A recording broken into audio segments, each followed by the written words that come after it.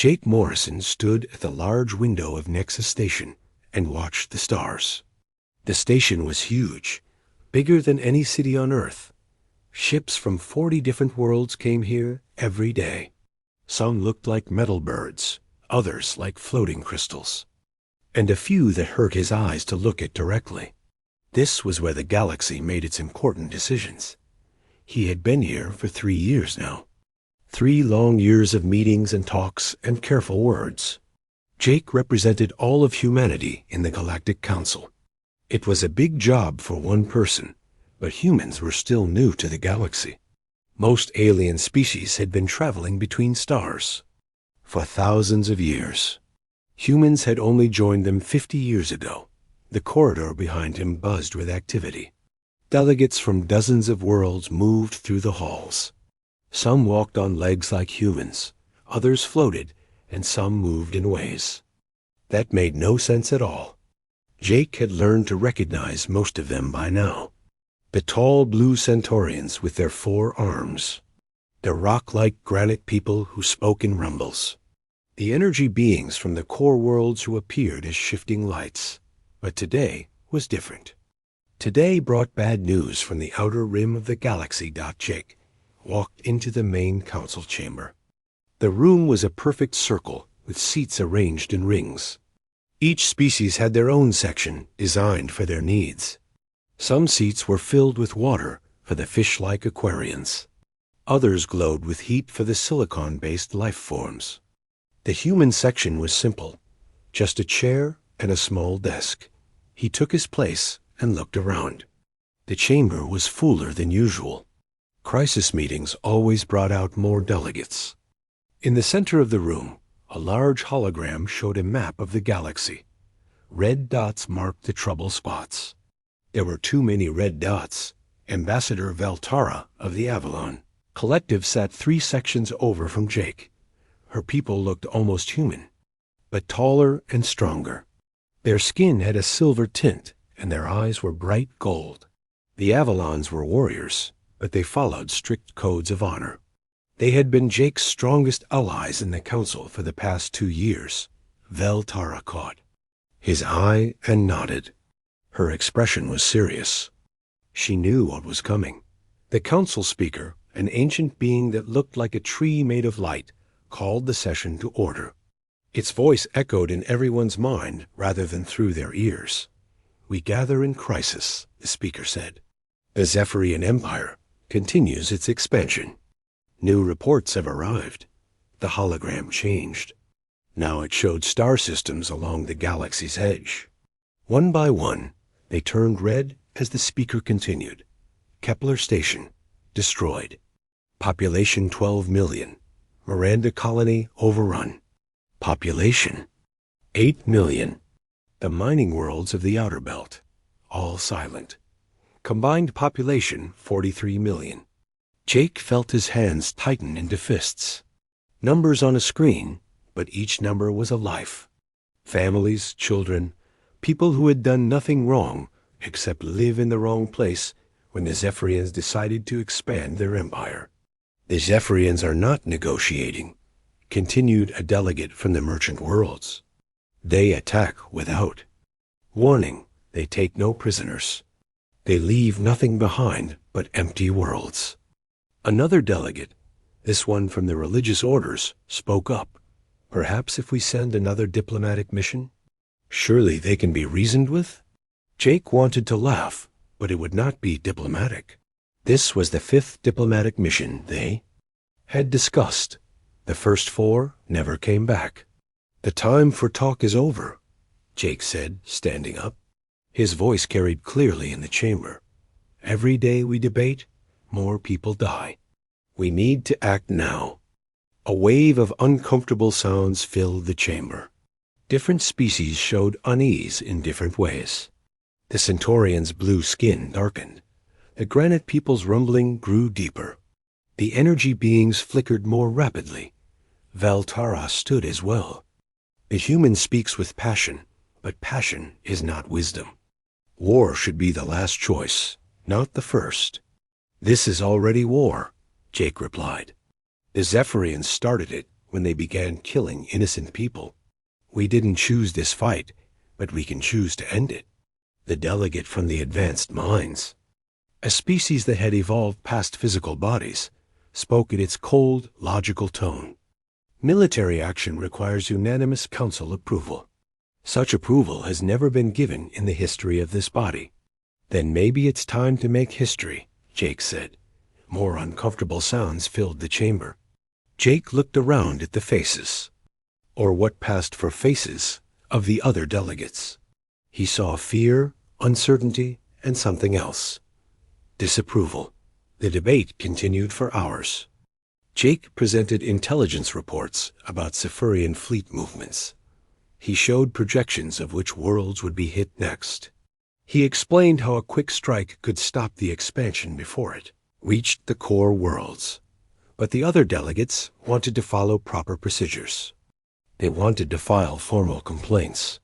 They wanted to impose trade sanctions on an empire that didn't trade with anyone. They wanted to do everything except the one thing that would actually help Dot as the day wore on. Jake felt his frustration growing. He had been in the military before becoming a diplomat. He knew how wars worked. Every hour of delay meant more deaths. Every meeting meant more families destroyed. Finally, as the session was winding down with no decisions made, Viltara stood to speak. Jake expected support from his ally. Instead, her words cut him like a knife.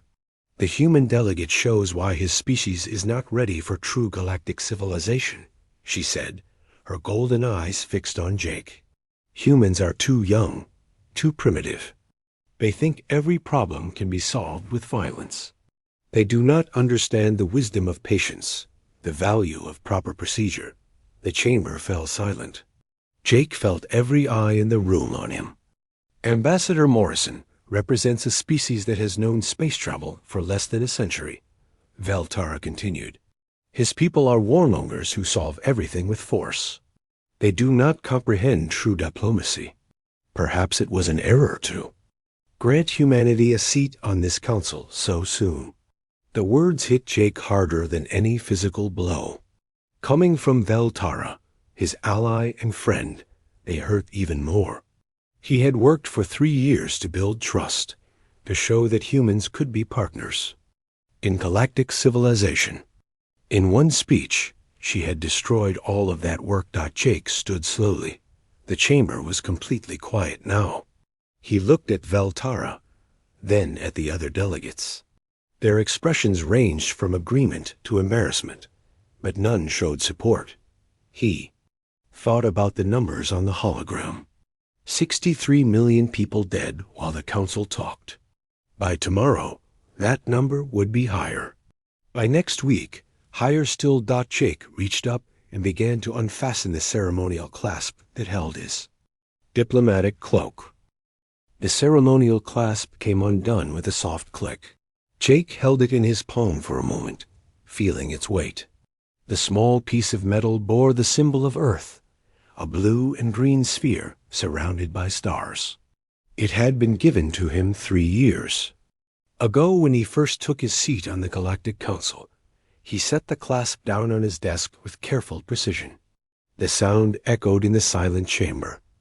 Veltara watched him with growing confusion. Her golden eyes narrowed as she tried to understand what the human was doing. The other delegates shifted in their seats, sensing something important was happening but not knowing what. Jake's hands moved to the shoulder guards of his diplomatic uniform. Each piece had meaning. The left guard bore the symbols of all the treaties humanity had signed with other species. Trade agreements, research partnerships, cultural exchanges. 3 years of careful relationship building, reduced to decorative metal. He removed the left guard and placed it next to the clasp. Then the right guard, which displayed the rank insignia, showing his position as Earth's primary representative. It joined the growing pile on his desk. The council speaker's tree-like form flickered with uncertainty. In all its centuries of existence, it had never seen a delegate remove their formal regalia during session. The act went against every protocol, every tradition the council followed. Ambassador Morrison, the speaker's voice whispered in everyone's minds. What is the meaning of this display? Jake didn't answer. His hands moved to the chest plate of his uniform. This piece was purely ceremonial, but deeply symbolic. It showed that the wearer spoke for their entire species, that their words carried the weight of their world's authority. He unlatched the chest plate and added it to the pile. Underneath, he wore a simple black shirt, the kind any human might wear on any day. Delegate after delegate began to realize what they were witnessing. This wasn't anger or protest in any form they recognized. This was something else entirely, something that made them deeply uncomfortable. The Centaurian delegate leaned forward, his forearms gripping the sides of his seat. Is the human having some sort of breakdown? He whispered to his aide, but Jake's movements were too controlled, too deliberate for madness. Each piece of armor was removed with military precision and placed exactly where it belonged. There was no rage in his actions, no dramatic gestures, just calm, methodical dismantling of everything he had worked to build. Veltara felt a cold sensation growing in her chest. She had expected the human to argue back, to make passionate speeches about the need for action. She had not expected this quiet resignation. Something in his manner reminded her of the old stories from her homeworld, tales of warriors who laid down their weapons when their honor was questioned beyond repair. Jake's hands moved to his belt. The diplomatic belt held several items that marked his status. A translation device that let him speak with any species. A datapad containing every treaty and agreement in galactic history. A communication unit that connected him directly to Earth's government. He removed each item and set it down. The translation device first. No longer would he need to speak the galaxy's languages. Then the datapad. No longer would treaties and agreements concern him. Finally, the communication unit. No longer would he carry Earth's voice to the stars. The belt itself came off last. It was made from synthetic materials that looked like leather but would last for centuries. Jake folded it neatly and placed it. With the other items. Now, he stood in the council chamber, wearing nothing but his black shirt and plain pants. Without the diplomatic regalia, he looked smaller somehow. Just a man, not a representative of humanity. You're right, Jake said finally. His voice was quiet, but in the absolute silence of the chamber, everyone heard him clearly. He looked directly at Veltara. You're completely right. We are too young for this. The Avalon ambassador felt her breath catch. There was no anger in his words, no bitterness, just agreement. Somehow that was worse than any argument would have been. Humans don't understand proper procedure, Jake continued. We don't value patience over action. We think every problem can be solved with force. He gestured to the hologram still showing the red dots of destroyed worlds. 63 million. People are dead while we debate the proper way to file complaints. Tomorrow it will be more. Next week, even more. But you're right. That's not the diplomatic way to think about it. Jake picked up his datapad one last time and activated it. The hologram changed to show detailed casualty reports. Names scrolled. Past thousands of them, millions of them. Each name had been a person with a family, with hopes, with a future that ended when the Zephyrians arrived. These numbers don't matter in proper diplomacy, Jake said. What matters is following the right procedures, respecting ancient traditions, making sure no one's feelings get hurt by moving too fast. He deactivated the pad and set it back down. The problem is, we humans keep thinking about the people behind these numbers. We can't help ourselves. When we see someone in trouble, we want to help them right now, not after we've filled out the proper forms. Jake began walking toward the chamber's main exit. His footsteps were the only sound in the vast room. But you've helped me understand something important. he said without looking back. The galaxy doesn't want partners who act without permission. It wants species who know their place, who follow the rules, who wait for unanimous approval before doing anything. He stopped at the exit and turned back one final time. His eyes swept across the assembled delegates, taking in their various forms of shock and confusion. Humanity isn't ready for that kind of civilization, Jake said. Maybe we never will be.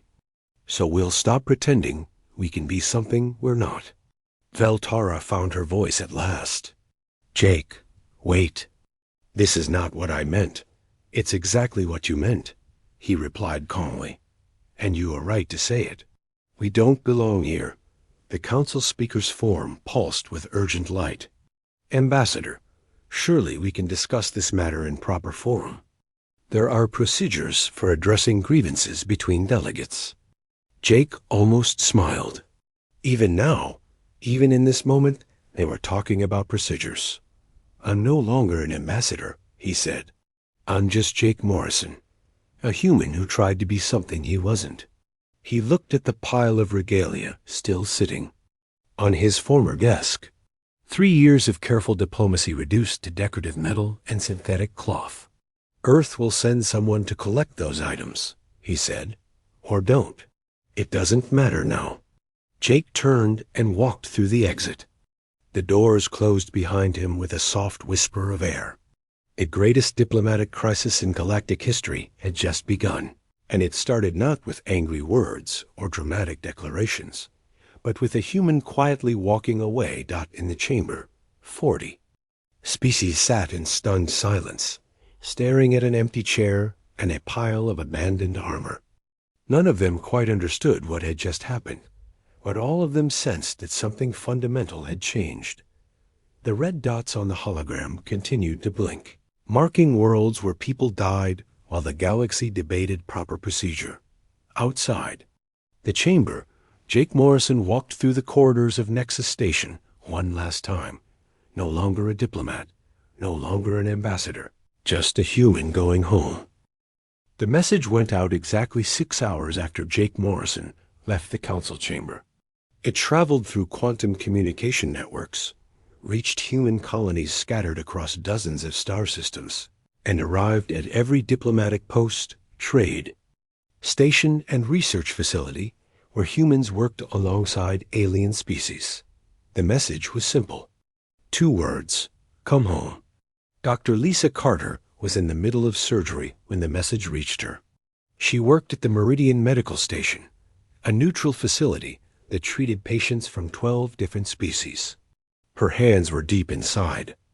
Centaurian patient, repairing damage from a mining accident. When her assistant whispered the news, Lisa finished the surgery first. That was her way. She saved the patient's life, cleaned up, and then quietly packed her things. By the time her alien colleagues realized what was happening, she was already gone. Captain Ben Rodriguez commanded a human merchant vessel that carried supplies between the Outer Rim colonies and the core worlds. His ship was docked at a Granite People spaceport when the message arrived. He was scheduled to deliver medical supplies to 3 different worlds, shipments that were desperately needed. Ben left the cargo sealed in his hold and departed immediately. The docking fees went unpaid. The delivery contracts were abandoned. The medical supplies sat in his ship's bay as he set course for Earth. Lieutenant Amy Foster worked as a military liaison with the Avalon Collective's defense forces. She had spent 2 years training their officers in human tactical methods, sharing knowledge that had made their fleets more effective. When the message reached her, she deleted all her files, wiped her computer systems, and requested immediate transport home. All across the galaxy, the same scene played out hundreds of times. Human diplomats excused themselves from meetings and never returned. Trade representatives closed their offices without explanation. Research scientists abandoned ongoing projects and departed their stations. The alien species noticed, but they didn't understand what was happening at first. Humans had always been reliable, always quick to help when problems arose. Their sudden absence seemed strange, but not alarming. Then the secondary effects began. The Kepler system had lost 3 worlds to Zephyrian attacks, but the 4th world, Kepler Prime, was still holding out. They survived because a group of independent contractors had helped them strengthen their defenses. These contractors used human equipment and human tactics, though they never officially represented Earth's government. When the message went out, the contractors vanished overnight. Kepler Prime's enhanced shields failed within days. Their improved weapons systems shut down. The planet fell to the Zephyrians without a fight. The merchant routes between the core worlds and the outer colonies had been managed by a complex network of human companies. These businesses operated with incredible efficiency, ensuring that food, medicine, and manufactured goods reached the worlds that needed them most. When the humans left, the trade routes collapsed. Ships arrived at empty stations.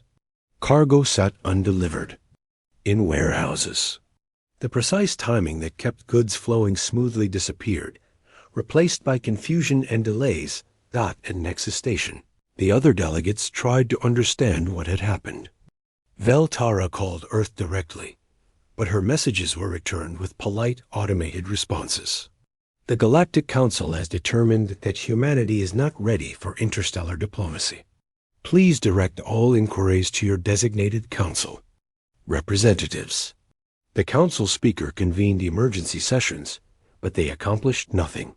How do you negotiate with a species that had simply stopped talking? Perhaps this is for the best, suggested the delegate from the advanced minds. Humans were always difficult to work with. Their aggressive tendencies made many species uncomfortable. But as days passed, the absence became impossible to ignore. A plague outbreak on the mining world of Titan 7 went unchecked because the human medical teams that usually responded to such emergencies were gone. A trade dispute between the Centaurians and the Granite people escalated into violence because the human mediators who typically resolve such conflicts were no longer available. Most critically, the Zephyrian advance accelerated. Without the mysterious human contractors and their advanced defensive technologies, world after world fell with little resistance. The red dots on the galactic map multiplied daily. Dr. Susan Walsh had been Earth's chief xenobiologist, working with alien researchers to develop new medicines that could help all species. Her lab on the Neutral Research Station at Alpha Centauri had produced treatments for diseases that had plagued the galaxy for centuries. When she left, she took all her research with her. The alien scientists tried to continue the work, but they discovered that the humans had been the driving force behind most of their breakthroughs. Without human creativity and willingness to try dangerous experiments, progress slowed to a crawl. Commander Rick Thompson had been training the defense forces of 6 different worlds in advanced combat techniques. His students thought they had learned everything they needed to know. They discovered their mistake when the Zephyrians attacked, and their new tactics proved useless without human leadership and split-second decision-making. The communications networks that connected the various species began to show strain. Many of the key relay stations had been maintained by human technical specialists. These men and women had worked quietly in the background, keeping the galaxy's information flowing smoothly. Without them, messages began to arrive late or not at all. Video conferences between worlds suffered from static and delays. The careful coordination that modern galactic civilization required became increasingly difficult. 3 weeks after Jake's departure, Ambassador Veltara stood in her quarters on Nexus Station and stared out at the stars. Reports covered her desk, casualty figures from fallen worlds, refugee counts from evacuation ships, economic data showing trade networks and collapse. She had tried everything she could think of to contact the humans. Official diplomatic channels, private communication networks, even personal messages to Jake Morrison himself. All of them received the same response: Polite redirection to the Galactic Council. A soft chime announced an incoming message. Veltara activated her communication system, hoping against hope that a human voice would answer. Instead, she heard the synthesized tones of an automated system. This is Earth Central Command. We are currently experiencing high message volume. Your communication is important to us. Please note that the Galactic Council has designated humanity as unsuitable for interstellar diplomacy. All requests for assistance should be directed to your council representatives. Thank you for your patience. The message ended with a click. Veltara stared at the communication device in disbelief. They had reduced her to a number in a queue, just another alien asking for help that would never come. Outside her window, another refugee ship passed by, carrying survivors from the latest Zephyrian attack. The ship was overcrowded and damaged, barely holding together. In the old days, human rescue ships would have already intercepted it. Providing medical aid and supplies, Dao had drifted past Nexus Station. Ignored by everyone except the automated traffic control systems, Veltara closed her eyes and remembered Jake's words. You're right. We are too young for this. She was beginning to understand that youth and maturity might not mean what she had thought they meant.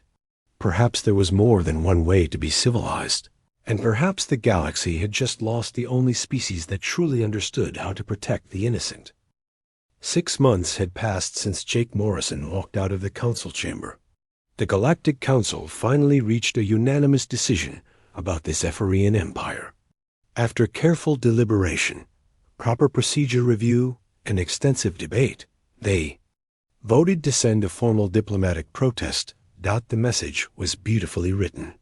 It condemned the Zephyrian expansion in the strongest possible terms, cited 17 different galactic laws that had been violated, and demanded immediate cessation of all hostile activities. The protest was signed by representatives of all 40 species and transmitted through official channels with great ceremony. The Zephyrians responded by destroying 2 more star systems. Ambassador Veltara stood in the council chamber and watched the holographic map update with fresh red dots. The Zephyrian advance had accelerated dramatically over the past months. Without human interference, they moved through space like a disease, consuming everything in their path. Perhaps we should consider economic sanctions, suggested the delegate from the merchant worlds. His voice lacked conviction. Everyone knew the Zephyrians didn't trade with other species. They simply took what they wanted. The council speakers' form flickered with frustration. The proper procedures have been followed. We have filed the appropriate protests, imposed the available sanctions, and requested mediation through established channels. All responses have been ignored. Then maybe it's time to consider military action, said Commander Thek of the Avalon Collective. He was Veltara's military advisor, a career soldier who had watched too many worlds die while the council debated. Chamber erupted in uncomfortable sounds. The very suggestion of organized violence violated the principles that had guided galactic civilization for millennia. War was crude, uncivilized, the last resort of primitive species. We are not barbarians, declared the delegate from the religious orders. We do not solve problems through force. There must be another way, but there wasn't another way, and everyone knew it. The Zephyrians had made their intentions clear. They wanted territory, resources, and the elimination of all other intelligent life. Negotiation was impossible with an enemy that refused to communicate. Commander Ek activated his personal display and showed tactical analyses of the recent battles. Look at these reports. The Zephyrians aren't just conquering worlds. They're studying our defenses, learning our weaknesses. Every victory makes them stronger while our forces grow weaker. The military data was sobering.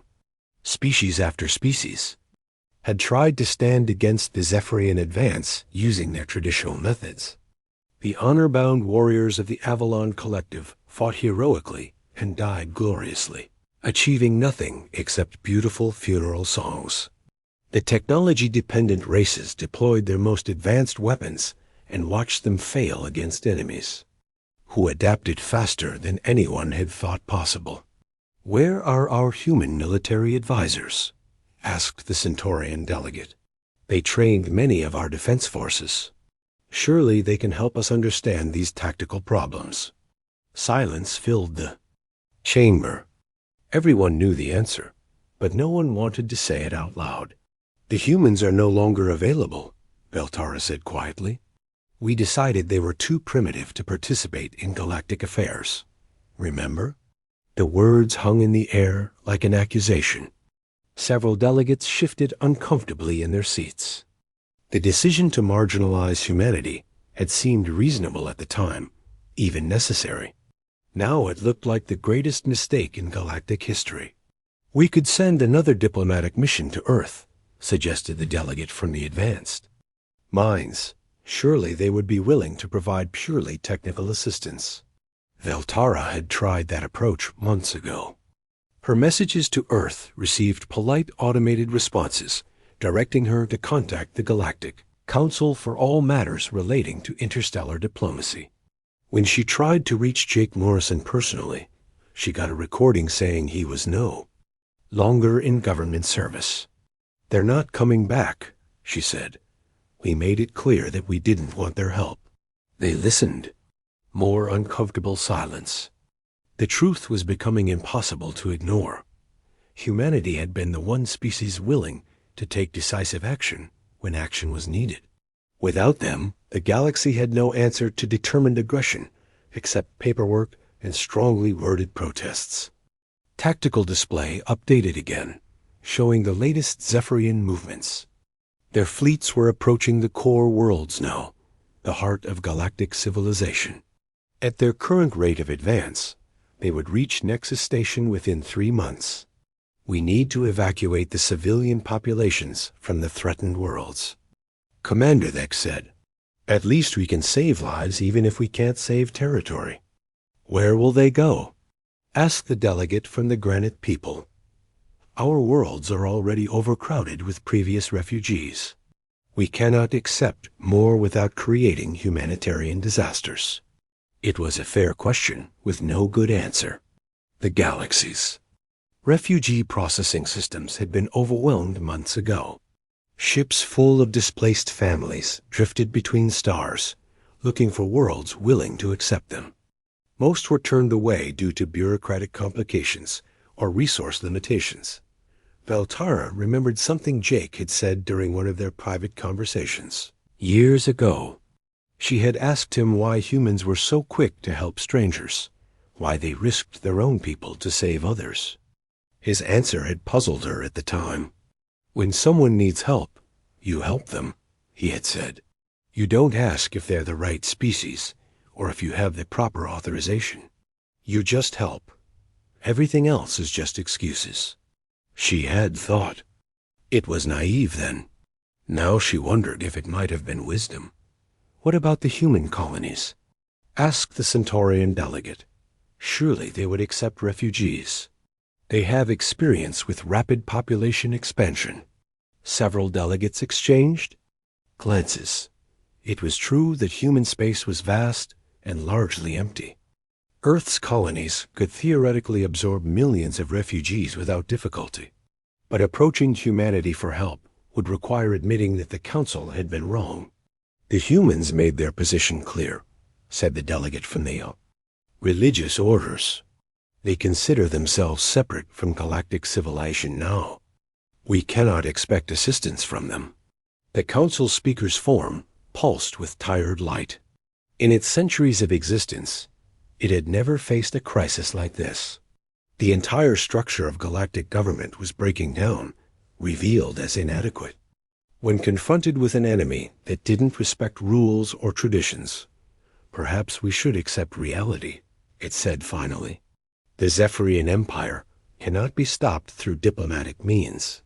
If we are to survive, we must adapt their methods." The Suggestion sent shockwaves through the chamber. The council speaker was essentially recommending that galactic civilization abandon its founding principles and embrace the warfare it had spent millennia rejecting. "You're talking about becoming like them," whispered the delegate from the advanced minds. "If we resort to their level of violence, what separates us from the very enemies we're fighting?" It was a profound question with no easy answer. But outside the chamber, refugee ships continued to drift between stars, carrying the survivors of worlds that had tried to remain civilized in the face of absolute barbarism.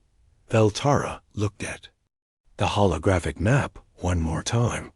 The red dots seemed to pulse like a heartbeat, marking the death of everything she had spent her life trying to protect. Somewhere out there, Jake Morrison was living quietly on Earth, probably tending a garden or reading books. Completely removed from the galactic crisis his absence had helped create. She wondered if he was sleeping well at night, knowing that his species could have prevented all of this suffering. Then she wondered if the real question was whether she would ever sleep well again, knowing that her harsh words had driven away the galaxy's only hope for survival. The transport ship landed on Earth with barely a whisper. Veltara stepped onto the docking platform and breathed real air for the first time in months. Earth's atmosphere felt different from the recycled air of space stations, richer somehow, full of scents she couldn't identify. She had come alone, against the advice of her government and the explicit disapproval of the Galactic Council. The other delegates thought her mission was pointless. Humans had made their position clear. They wanted nothing to do with galactic affairs, but Veltara had to try. The Zephyrian fleets were less than 6 weeks from Nexus Station. Half the outer rim had fallen. Billions of people were dead or displaced. If there was even the smallest chance that humanity might reconsider, she had to take a dot. Finding Jake Morrison had been surprisingly easy. Earth's government provided his location without hesitation, though they warned her that he was no longer in any official capacity. He had retired to a small farm in the mountains of Montana, far from the cities and spaceports where galactic politics still mattered. The automated taxi carried her through landscapes that seemed impossibly green and alive. Earth was a young world compared to the ancient homes of most galactic species, but it pulsed with energy and growth in ways that made her homeworld seem tired by comparison. Jake's farm sat in a valley surrounded by snow-capped peaks. The house was simple but well-maintained, with solar panels glinting on the roof and gardens stretching toward the surrounding forest. Smoke rose from the chimney, and she could see lights in the windows as the taxi approached. She paid the driver and walked up the gravel path to the front door. Her golden eyes adjusted to Earth's dimmer light, and she could see details that human eyes might miss. The gardens were carefully tended, but looked natural, as if they had grown wild rather than been planted. A small stream ran along one side of the property, its water clear and quick. Jake answered the door on the second knock. He looked older than she remembered, with gray streaking his dark hair and lines around his eyes that hadn't been there before.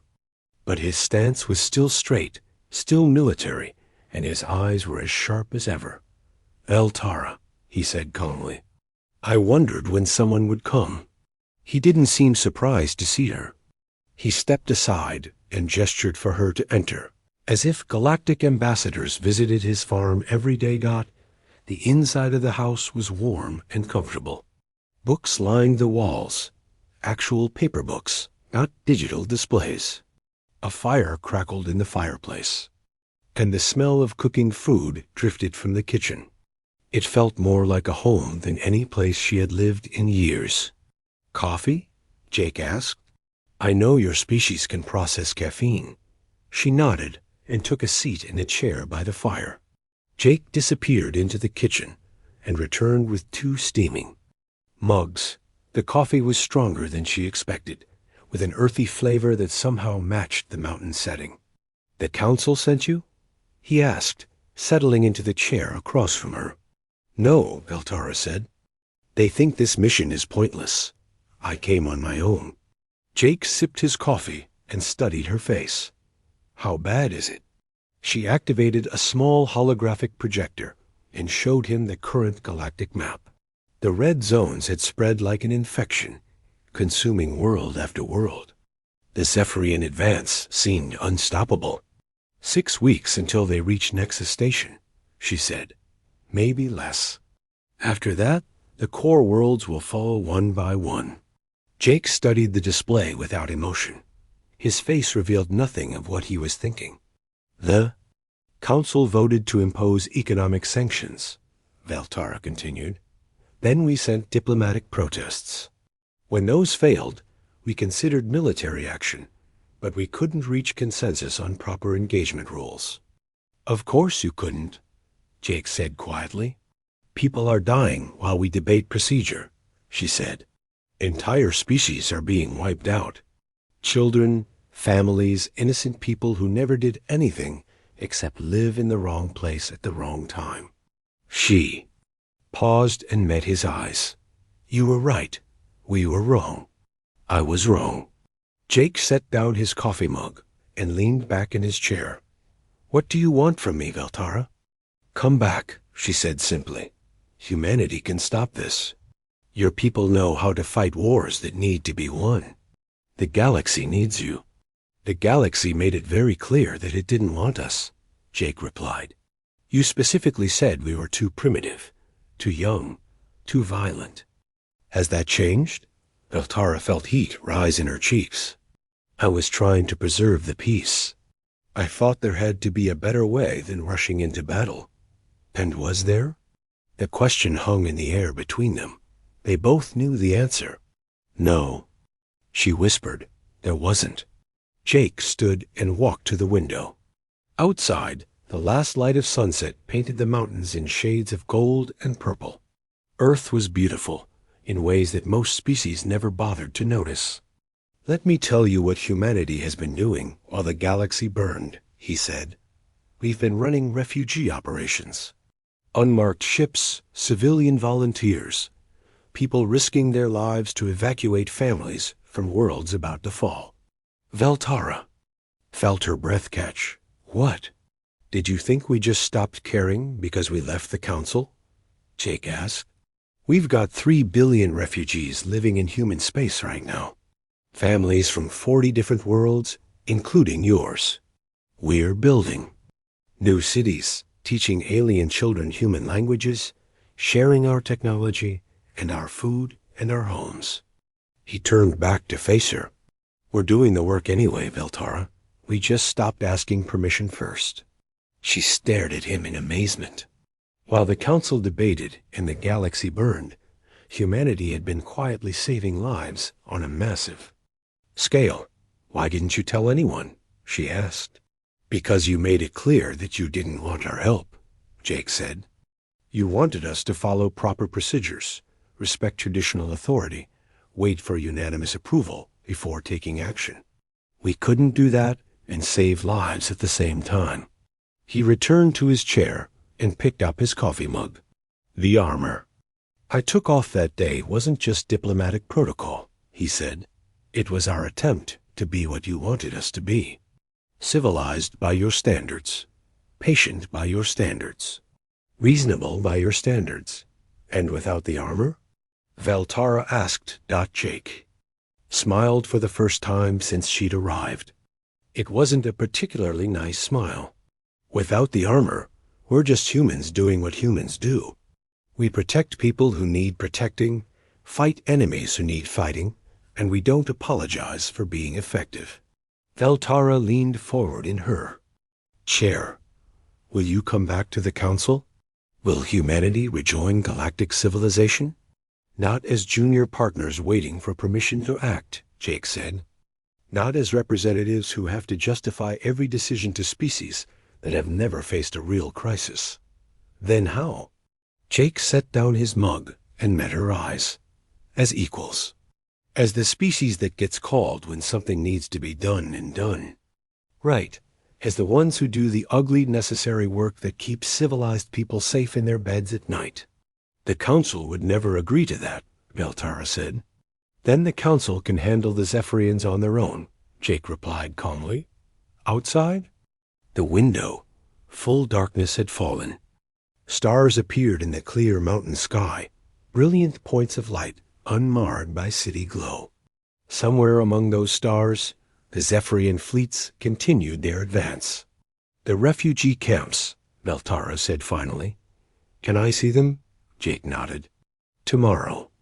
But understand this. When you see what we've built, what we've accomplished while your council debated, you'll understand why we can't go back to being diplomatic junior partners. What will I see? You'll see what happens when humans stop pretending to be something we're not, Jake said. You'll see 3 billion people who are alive because we decided their lives mattered more than proper procedure. He stood and walked her to the guest room he had prepared. Get some rest, he said. Tomorrow you'll learn what it really costs to keep the galaxy safe, and you'll understand why we took off the armor and walked away. As Beltara settled into the simple but comfortable bed, she could hear the wind in the mountains and the distant sound of the stream. For the first time in months, she felt something that might have been hope, but she also felt the weight of understanding that her harsh words had set in motion events that would change galactic civilization forever. The humans were coming back, but not as the junior partners they had once been. They were coming back as themselves.